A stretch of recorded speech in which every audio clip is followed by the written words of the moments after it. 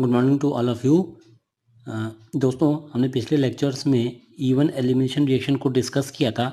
हम इस लेक्चर में E2 एलिमिनेशन रिएक्शन को डिस्कस करेंगे। दोस्तों, E2 एलिमिनेशन रिएक्शन क्या है? E2 एलिमिनेशन रिएक्शन वो ऑर्गेनिक रिएक्शंस हैं जिसमें हमारा किसी भी मॉलिक्यूल से दो सब्स्टिट्यूएंट एक साथ एक ही स्टेप में एलिमिनेट किया जा सके। ठीक है, जिसमें E जो है आपको जैसे पता है कि E stands for elimination and 2 stand for by molecular reaction. ठीक है, तो ये जो रिएक्शन है ये सेकंड ऑर्डर रिएक्शन है और ये सेकंड ऑर्डर रिएक्शन काइनेटिक्स को फॉलो करती है। ठीक है, बिकॉज इसमें जो है रेट ऑफ रिएक्शन है, ठीक है, वो डिपेंड करती है concentration of both the substituents, that is the alkyl halide and the nucleophilic base. मतलब इसमें जो इसका जो रेट ऑफ रिएक्शन है वो हमारा अल्काइल हैलाइड की जो कॉन्सेंट्रेशन है और जो हमारा न्यूक्लियोफिलिक बेस है इन दोनों की कॉन्सेंट्रेशन पर डिपेंड करता है। मतलब rate of reaction is directly proportional है किसके? Concentration of alkyl halide and nucleophilic base. जितनी ज़्यादा कॉन्सेंट्रेशन होगी उतना ही ज़्यादा हमारी rate of E2 elimination reaction होगी। अब दोस्तों हम बात करेंगे कि कितने स्टेप की रिएक्शन होती है। दोस्तों, E2 एलिमिनेशन रिएक्शन ये हमारी वन स्टेप एलिमिनेशन रिएक्शन होती है जिसमें कि हमारा डीहाइड्रोजिनेशन एंड डीहैलोजिनेशन ये हमारा सिंगल स्टेप मैकेनिज्म के थ्रू होता है। ठीक है, E2 एलिमिनेशन रिएक्शन की मेजर रिक्वायरमेंट क्या है? E2 एलिमिनेशन रिएक्शन की मेजर रिक्वायरमेंट हमारा स्ट्रॉन्ग बेस है। मतलब E2 एलिमिनेशन रिएक्शन को प्रोसीड कराने के लिए हमें रिएक्शन में स्ट्रॉन्ग बेस की अवेलेबिलिटी करानी पड़ेगी। और कौन कौन से स्ट्रॉन्ग बेस हम यूज़ कर सकते हैं E2 एलिमिनेशन रिएक्शन के लिए? जैसे कि alcoholic potassium hydroxide, alcoholic KOH, alcoholic sodium hydroxide, sodium amide या एमोनिया।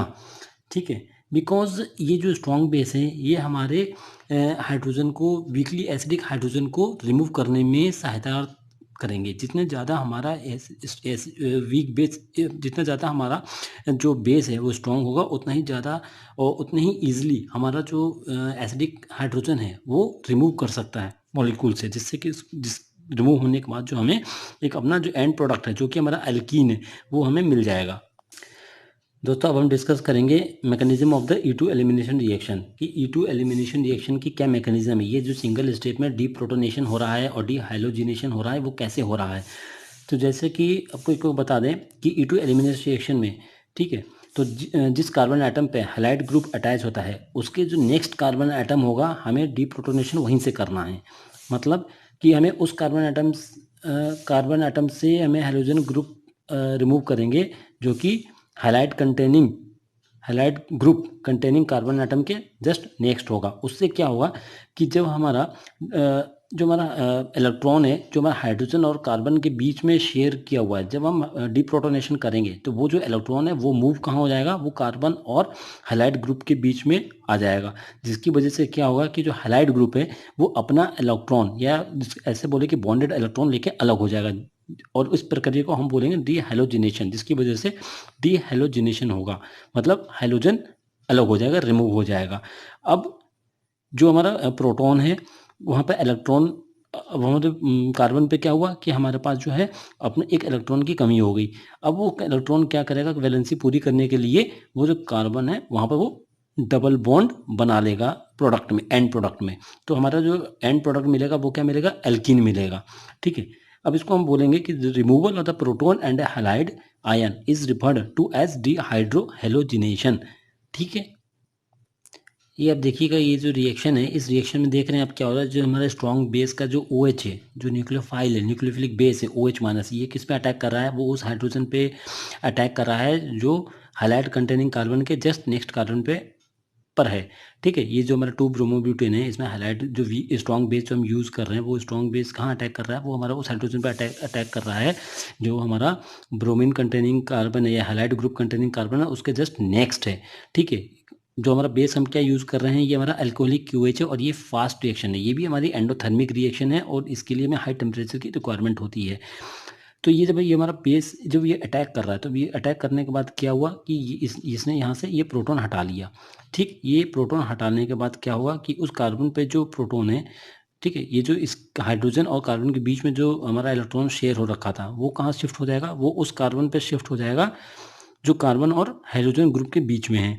ठीक है, उससे क्या होगा कि जो हमारा ब्रोमीन है या जो हैलाइड ग्रुप है वो अपना बॉन्डेड इलेक्ट्रॉन लेके अलग हो जाएगा, ठीक है, मतलब डी हेलोजिनेशन हो जाएगा।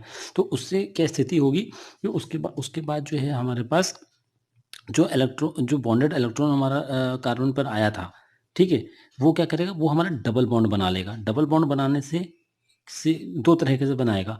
एक डबल बॉन्ड वो बनेगा जो हमारा मोस्ट सब्स्टिट्यूटेड होगा, और एक दूसरा होगा जो लेस सब्स्टिट्यूटेड होगा। जो लेस सब्स्टिट्यूटेड प्रोडक्ट बनेगा वो हमारा हॉफमैन प्रोडक्ट कहलाएगा, जिसको हम 1 ब्यूटीन के फॉर्म में मिलेगा, वो 20% होगा। और दूसरा जो हमारा मोस्ट सब्स्टिट्यूटेड प्रोडक्ट मिलेगा, जो ट्यूब्यूटीन इन द फॉर्म ऑफ ट्यूब्यूटीन है, जो 80% कॉन्सेंट्रेशन में मिलेगा, वो हमारा सेडजेफ प्रोडक्ट कहलाएगा, जिसको हम, और ये जो प्रोडक्ट है ये हमारा सिस और ट्रांस आइसोमर के फॉर्म में फॉर्म होगा। मतलब ये जो हमारा 2 ब्यूटीन मिलेगा ये हमारा सिस और ट्रांस आइसोमर की तरह रहेगा, ठीक है दोस्तों। ये जो अब जो सेडजेफ प्रोडक्ट है, सेडजेफ प्रोडक्ट कैसे बनेगा, सेडजेफ प्रोडक्ट सेडजेफ रूल के अकॉर्डिंग बनेगा। इसको हम दूसरे नाम से भी बोला जाता है जेडजेफ, जेडजेफ प्रोडक्ट, ये जेडजेफ रूल। तो इस रूल के, ये रूल क्या कहता है कि हमारा यदि एक अल्कीन फॉर्मेशन के दौरान हम, ठीक है, जब हम अल्कीन फॉर्मेशन हो रहा है तो जो most substituted, the most substituted product जो बनेगा वो वही हमारा एल्कीन होगा, और वही प्रेफरेंशियल प्रोडक्ट होगा, एंड वही सबसे ज़्यादा स्टेबल प्रोडक्ट होगा। जो लेस सब्स्टिट्यूटेड प्रोडक्ट बनेगा उसको हम बोलेंगे होफमान प्रोडक्ट, ठीक है, जो कि लेस सब्स्टिट्यूटेड प्रोडक्ट होगा और लेस कॉन्सेंट्रेशन में बनेगा, ठीक है। अब ये देखिएगा, इसमें है the carbon bonded to the hydrogen is the alpha carbon atom, मतलब जिस कार्बन एटम से हाइड्रोजन ग्रुप अटैच होगा उसको हम अल्फा कार्बन एटम बोलेंगे। एंड जिस कार्बन एटम पे जो carbon atom alpha carbon atom के नेक्स्ट होगा उसको हम बीटा कार्बन एटम बोलेंगे। उसी तरह अल्फा कार्बन पे जो अटैच हाइड्रोजन है उसको अल्फा हाइड्रोजन बोलेंगे, और जो हाइड्रोजन बीटा कार्बन एटम से अटैच होगा उसको हम बीटा हाइड्रोजन बोलेंगे। तो इसमें क्या होगा, जो एलिमिनेशन रिएक्शन, इसको हम क्या बोलेंगे, जो प्रोटॉन का हमारा रिमूवल है from the beta carbon atom से क्योंकि रिमूव हो रहा है, तो इस E2 एलिमिनेशन रिएक्शन को हम बीटा एलिमिनेशन रिएक्शन भी बोल सकते हैं। यदि आपके पेपर में आता है बीटा एलिमिनेशन रिएक्शन, तब आपको E2 एलिमिनेशन रिएक्शन के बारे में लिखना है, ठीक है। दोनों दोनों एक ही चीज़ है, बीटा एलिमिनेशन रिएक्शन या E2 एलिमिनेशन रिएक्शन, ये सिमिलर थिंग्स, एक ही चीज़ है।